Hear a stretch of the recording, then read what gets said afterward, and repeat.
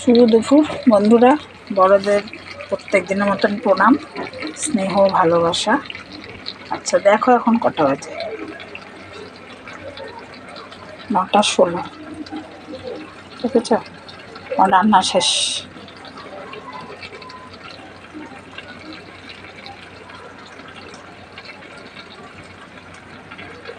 কটা বাজে, 9:17। আচ্ছা, রুটি বানিয়েছি। প্রথম রুটি দিয়ে ভেন্ডি ভাজা খাওয়া হলো, পরে ওই যে রুটি দিয়ে ভেন্ডি ভাজা দিয়ে, তারপরে উচ্ছে ভেজেছি। আমি রুটি দিয়ে গুড় দিয়ে খেয়েছি। আচ্ছা, আর তিলের তরকারি আলু দিয়ে, যেটা হচ্ছে প্রথম থেকেই দেখাই আর কি, এটা সামনে থাকে। আর বড়ার তরকারি, যে বড়ার তরকারি কচু দিয়ে আর কাঁকরোল দিয়ে আছে ভেতরে, ঝোল টানছে বড়ার তরকারিতে। আর তিলের তরকারি তো দেখালাম, আর ভাত হয়েছে।